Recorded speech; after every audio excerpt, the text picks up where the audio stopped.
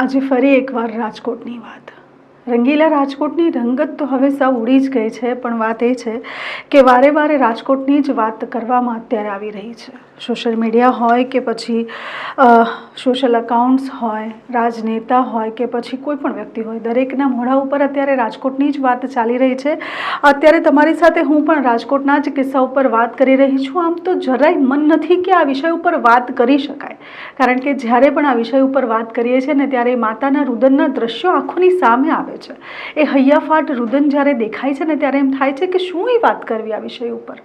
ભળતું બનેલા લોકો અને તે લોકોને કાટમાળમાંથી જે રીતે કાઢી રહ્યા છે તે જોઈને ખરેખર એમ થાય કે આના પર તો કાંઈ જ બોલી ન શકાય. શબ્દો ખૂટી જાય જો બોલવા જઈએ તો, પણ તે છતાંય બોલવું જરૂરી છે, કારણ કે તમારા સુધી ઘણી બધી વાતોને પહોંચાડવાનો જરિયો માત્ર ને માત્ર અમે જ લોકો છીએ. એટલે આજે ફરી એકવાર વાત કરવી જરૂરી છે અને એટલા માટે જ હું શીતલ આપ સૌની સાથે છું. તો ચર્ચા કરીએ રાજકોટ પર. ફરી એકવાર એકદમ કઠણ હૈયાથી વાત કરવાની શરૂઆત કરું છું. નમસ્કાર, હું છું શીતલ. આપ મને જોઈ રહ્યા છો હેડલાઇન ન્યૂઝના માધ્યમથી. હું ત્યાં કાટરના 17 મળદા કાઢ્યા આવું દીધું. હું ત્યાં આ બહુ જોવાતું નહોતું. મારા હૃદયમાં છે ને લાસુ ને તો લાસુ ક્યાં હતા પોટલા.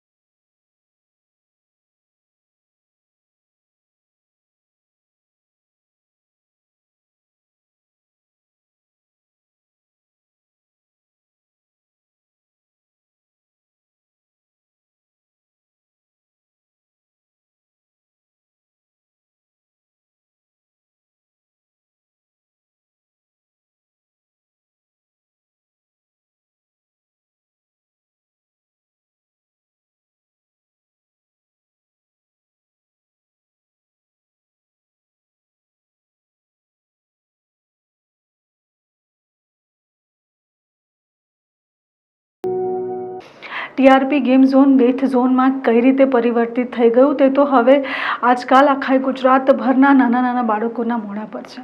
પણ વાત હવે એ છે કે માતા પિતા હવે ખૂબ જ ડરી ગયા છે.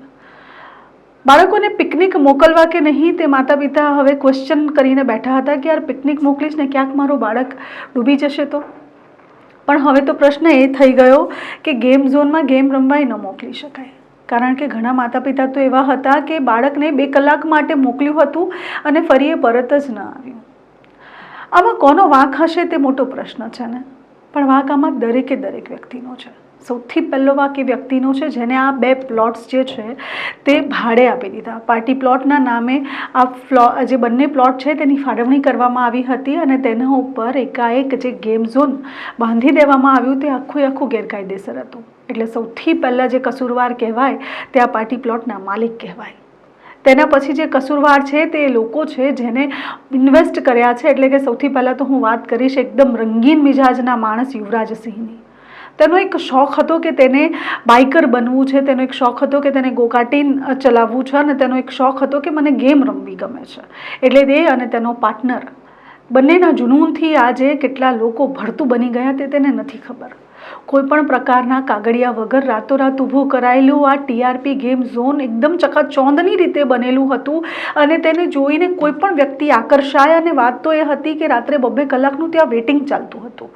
ગોકાર્ટિન માટે લોકો રાતે મોડી રાત સુધી ત્યાં ઊભા રહેતા હતા, પણ એ લોકોને ક્યાં ખબર હતી કે જ્યાં અમે આજે 2-2 કલાકનું વેઇટિંગ કરી રહ્યા છે તે જગ્યા કાલે ભરખી જશે આટલા જીવને. એટલે સૌપ્રથમ તો જે પાર્ટી પ્લોટનો ઓનર છે તેના પછી આ યુવરાજસિંહ અને તેના સાથીદારો જેટલા પણ છે તેટલા બધા જ આ દરેકે દરેક કસૂરવાર છે.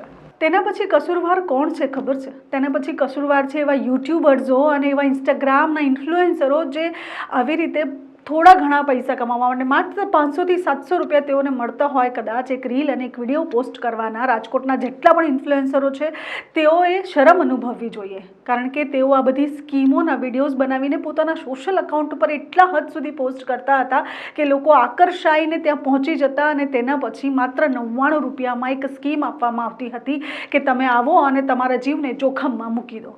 કારણ કે 99 રૂપિયામાં જ્યારે આ સ્કીમો આપવામાં આવતી ત્યારે એક ફોર્મ સાઇન કરાવવામાં આવતું હતું કે આ તમારી જવાબદારી છે.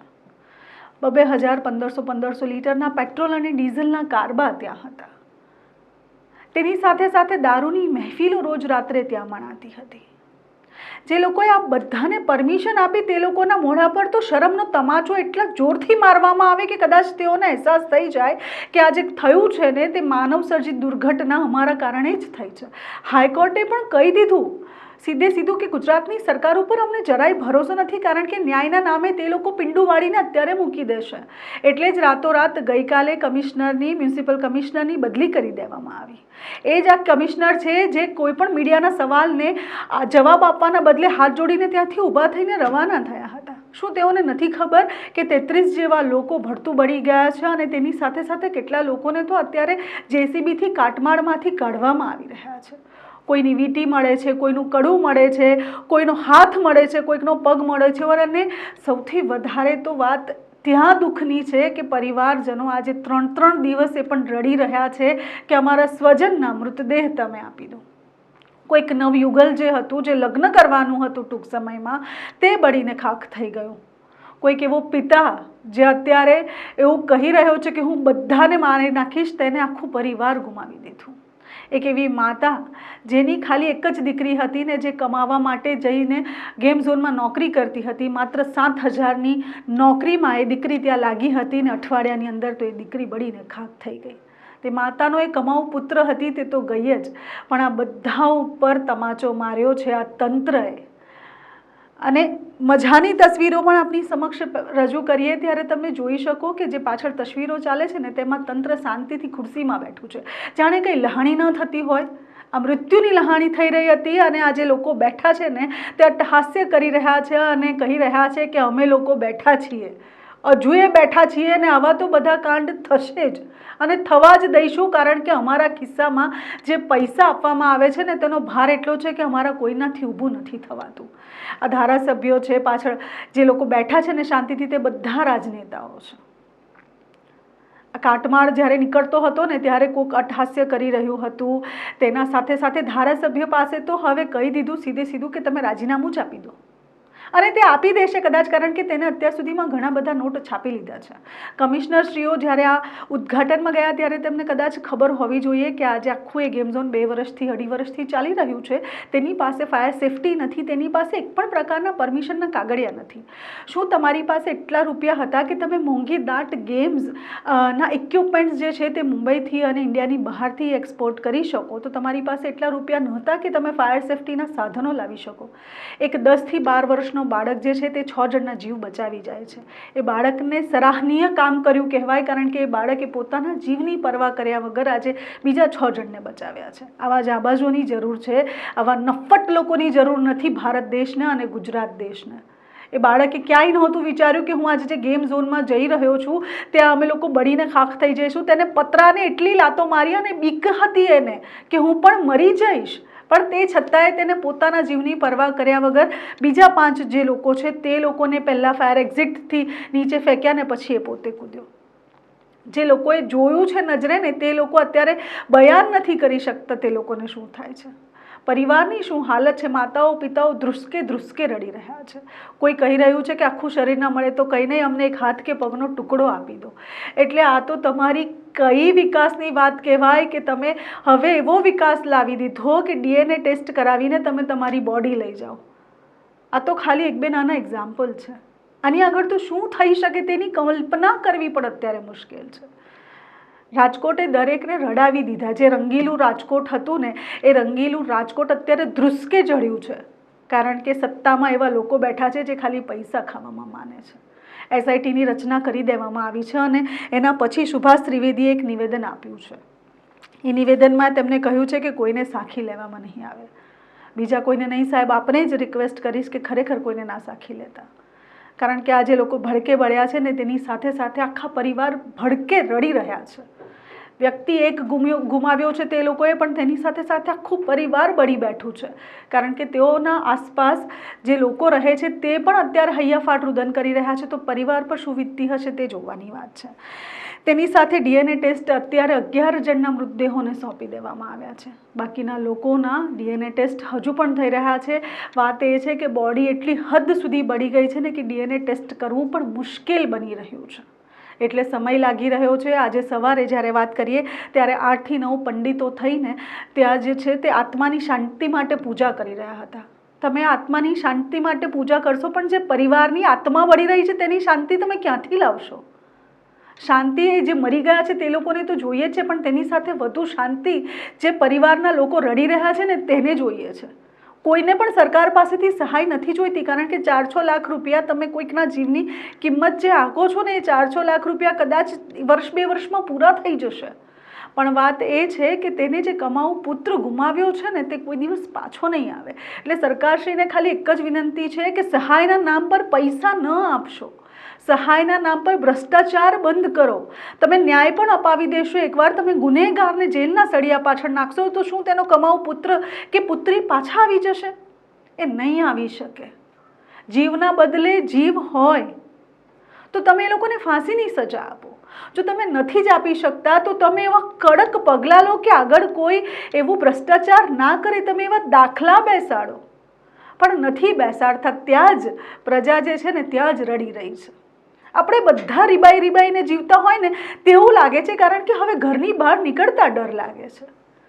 ક્યાં સુધી આ ડરમાં રહેવાનો સમય રહેશે તે ખબર નથી. મોટા મોટા ભાષણો કરતા રૂપાલા સાહેબ એકાએક ગાયબ થઈ ગયા. શું કોઈએ પણ રૂપાલા સાહેબને જોયા છે? તમારી પાસે ત્યારે શબ્દો છે, ત્યારે ક્ષત્રિય સમાજની બા બહેનને તમે ગમે તે બોલી શકો છો. તમારી પાસે ત્યારે સમય છે ત્યારે તમે સ્ટેજ ઉપર જઈને મોટા મોટા ભાષણ આપીને ભારતીય જનતા પાર્ટીનો વાંક નથી, મારો વાંક છે. તમે આજે ક્યાં ગયા? તમે આજે કાંઈ કેમ નથી બોલતા? તમારી પાસે તો એટલી સત્તા છે સાહેબ કે તમે તો 8-8, 7-7 લાખ ક્ષત્રિયોને 1 મિનિટમાં ચૂપ કરાવી દીધા ને તે છતાંય બધાની આગળ થઈને તમે ફોર્મ ભર્યું. શું તમે અત્યારે આગળ પડીને આ જેટલા પણ લોકો મર્યા છે તેને પરિવારને ન્યાય ના અપાવી શકતા? થાય તો બધું જ છે, પણ કરવું નથી એ વાત છે. અને જ્યારે તમારે કરવું હશે ને ત્યારે જનતા તમારી સાથે નહીં હોય, ને જ્યારે જનતા સાથે નહીં હોય ને સાહેબ રડવાનો વખત આવશે.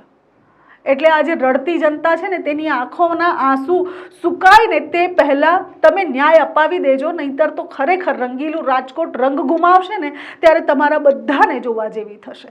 તેની આગળ હવે કલેક્ટર જે છે તેઓએ પણ રિપોર્ટ્સ આપ્યા છે. તેઓએ કહ્યું છે કે 27 લોકોની મોત થઈ છે અને 27 લોકોની જે મોત થઈ છે તેના બાદ પણ હજુ કાટમાળમાંથી ઘણા બધા લોકોના હાડકાં જે છે તે કાઢવામાં આવી રહ્યા છે અને હજુ પણ 33 થી 34 લોકો, આમ જોવા જઈએ તો 45 લોકો લાપતા છે. આ 45 લોકોનું લિસ્ટ પણ બહાર આવ્યું છે અને એમાંથી પણ આશા છે કે ફૂલ નહીં તો ફૂલની પાંખડી, એટલે શરીર નહીં તો ખાલી હાડકાં કંઈક તો પરિવારને જશે જ. કારણ કે આ તો આ સરકાર છે અને આ તો આ સત્તા છે અને આ તો આ મંત્રમુગ્ધ મંત્રીઓ બેઠા છે જેઓના હાથના આશીર્વાદના નીચે પરિવારો હવે હાડકાં પરત લઈને જઈ રહ્યા છે. પોસ્ટમોર્ટમ રૂમ તો તમે બનાવી દીધા, પણ હવે થોડા માપે થઈ જજો, કારણ કે હવે જો પોસ્ટમોર્ટમ રૂમ બનશે ને તો જે પિતા જે ખુલ્લેઆમ બોલ્યો છે ને કે હું બધાને મારી નાખીશ, એ ખરેખર બધાને મારી નાખશે ને એ જ પોસ્ટમોર્ટમ રૂમમાં તમે બધા સૂતા હશો. કારણ કે એવો પિતા છે જેને પરિવાર ગુમાવ્યું છે ને તે કહી રહ્યો છે કે મારી તો આગળ પાછળ હવે કોઈ નથી રહ્યું. આ એક પિતા છે.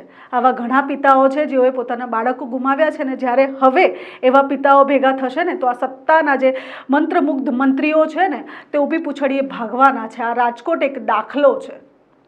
માણસ ક્યાં સુધી ચૂપ રહે? તક્ષશિલામાં માણસ ચૂપ રહે, કાંઈ ના બોલે.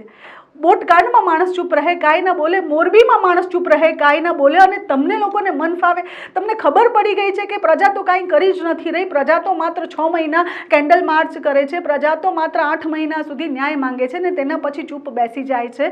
એટલે તમે દરેક વ્યક્તિને પકડો છો, તેની સાથે વાત કરો છો. તમે જેલમાં તેઓને એટલી સુવિધા આપી દો છો ને કે સામેવાળો વ્યક્તિ એટલો નફટાઈ પર આવી જાય છે ને કે જેલમાંથી બહાર આવીને તેને એવું લાગે છે કે તે રાજા છે અને હવે તે ફરી એકવાર એક ગુનો કરવા માટે તૈયાર છે. પણ હવે બસ કરવાની ખૂબ જરૂર છે. તેની સાથે વાત કરીએ તો રાતોરાત જે બદલીઓ થઈ, આ બદલીઓ શા માટે થઈ હશે? તમને શું લાગે છે કે આ બદલી એટલા માટે થઈ હશે કે પછી નવું તંત્ર આવશે અને નવેસરથી તપાસ શરૂ થશે? ના, વાતો દબાવવા માટે આ બદલીઓ થઈ છે. આ બદલીઓ થવાનું કારણ એ છે કે રાતોરાત જે પણ થયું છે ને તેને દબાવી દેવામાં આવે. જૂના લોકો બદલાઈ જાય ને નવા લોકો જે છે તે આવી જાય. જે પણ જૂના લોકો અત્યારે હટાવી દેવામાં આવ્યા છે તેઓને જ્યાં સુધી તપાસ ચાલુ છે ત્યાં સુધી કોઈ પણ જગ્યાએ પોસ્ટિંગ આપવામાં નથી આવ્યું. અને મહત્વની વાત એ છે કે મીડિયાને એ આખા ગેમ ઝોનનો જે એરિયા છે ને ત્યાંથી દૂર કરી દેવામાં આવ્યો છે. સેલ્યુટ છે એક એવા ન્યૂઝ એન્કરને જેને સીડી લગાવીને ઉપર ચડીને ઓફિસના એવા દ્રશ્યો બતાવ્યા છે. એ કલ્પાંત કરતો રહી ગયો ન્યૂઝ એન્કર અને તેની આંખોમાં એ સમયે આંસુ હતા. અને એક નહીં, દરેક ન્યૂઝ ચેનલના એન્કરોના આંખોમાં આંસુ છે જ. કારણ કે આ જે દ્રશ્ય તેઓ નરી આંખે જોવે છે ને તે દ્રશ્ય ખરેખર કંપાવી જાય તેવા હોય છે. સેલ્યુટ છે ન્યૂઝ એન્કર અને કેમેરામેનને જે આટલી જહેમત કરીને પ્રજા સુધી, તંત્ર સુધી એ વસ્તુ પહોંચાડે છે જે ખરેખર પહોંચવી જોઈએ. અને આવા જ લોકોની જરૂર છે સાહેબ દેશમાં. આ ખિસ્સા ભરીને બેઠેલા જે લાઇનમાં લાગેલા જે ધારાસભ્યો છે ને તેની નહીં. વાત હવે આગળ કરીએ. અને બોલવા માટે ઘણું બધું છે પણ બોલી શકતી નથી કારણ કે મારું હૃદય જે છે ને તે ભરાઈ ગયું છે. અને 4 દિવસ તો થઈ ગયા છે અને 4 દિવસ સુધી અત્યારે જો બોડી ન મળી શકતી હોય તો પછી આગળ શું થશે તે તો ભગવાનને ખબર. એની સાથે સાથે અમુક લોકો જે છે તે ડેડ બોડી આપી દેવામાં આવી છે. તેઓના હું આપને નામ જણાવી દઈશ અને તેઓના જે છે નામ કંઈક આ રીતે છે. 11 મૃતદેહોને આજે પરિવારને સોંપવામાં આવ્યા. દરેકની અંતિમ વિધિ પણ થઈ ચૂકી છે. પરાપીપળિયા ગામના જયંત ઉર્ફે જય અનિલભાઈ નું પણ મોત થયું છે. તેની સાથે રૈયા ગામના સ્મશાન ખાતે અંતિમ વિધિ પણ કરવામાં આવી છે. મૃતક જયના પિતા અનિલભાઈનું થોડા દિવસ પહેલાં અવસાન થયું હતું. એટલે કેવી વાત છે કે ના પિતા રહ્યા ના પુત્ર રહ્યો. એટલે હવે ઘર પરિવાર કોના ભરોસે છે તે તો વિચારવાની વાત છે. તેની સાથે એવું છે કે તે પોતાના મિત્રો છે ને તેની સાથે આ ગેમ ઝોનમાં ખાલી મજા માણવા ગયો હતો અને મજામાં તેની જિંદગી ઓલવાઈ ગઈ છે. એટલે આ તો છે કે આ એક વ્યક્તિની વાત છે. આવા તો ઘણા બધા વ્યક્તિ છે અને આવા બધા જ લોકો જે છે તે ત્યાં ગેમ ઝોનમાં મજા લેવા ગયા હતા અને આ ઉઘાડું પડેલું તંત્ર જે છે તે 33 લોકોની મજા લઈ ગયું. પણ વાત એ છે કે હવે જે SITની રચના કરવામાં આવી છે અને આ જે કોર્ટ એવું કહી રહ્યું છે કે કોઈને સાંખી લેવામાં નહીં આવે તો પ્લીઝ સાંખી ન લેતા. કારણ કે હવે તમારા ઉપર વિશ્વાસની ફરી એકવાર ડોર બંધાઈ છે અને સુભાષ ત્રિવેદીજી છે તેઓએ નિવેદન આપ્યું જ છે અને આ નિવેદન પર જો અડીખમ રહે અને જો હવે આમાંય તક્ષશિલાવાળી, બોટકાંડવાળી કે મોરબી દુર્ઘટનાવાળી ન થાય તો સૌથી સારી વાત છે. અત્યારે હું આ વાતને અહીં પૂરી કરવા માંગુ છું. આ વિષયમાં કદાચ કંઈક નવીનતા આવશે તો તમારી સાથે જરૂરથી જોડાઈશ પણ હાલ બોલી શકાય તેવી પરિસ્થિતિ નથી. મને રજા આપશો. નમસ્કાર.